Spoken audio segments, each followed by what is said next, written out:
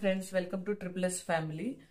Keto diet, cross diet, ఇలా ఇవన్నీ diets అయిపోయి ఇప్పుడు రీసెంట్ గా వినిపిస్తున్న పదం మనకి వాటర్ డైట్.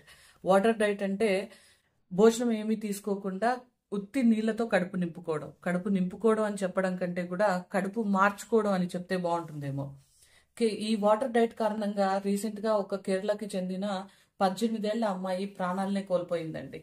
గత 6 నెలలుగా తను భోజనం ఏమీ తీసుకోకుండా కేవలం నీళ్లు తాగుతూ వచ్చింది. దీని కారణంగా తన బాడీలోని ఆర్గాన్స్ ఫెయిల్ అయ్యి తను చనిపోవడం జరిగింది.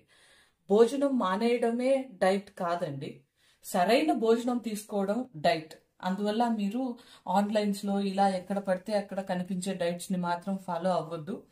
మీరు నిజంగా కరెక్ట్ గా బరువు మెయింటైన్ చేయాలి అనుకుంటే ఒక మంచి న్యూట్రిషన్ ని, డైటీషియన్ ని సంప్రదించండి.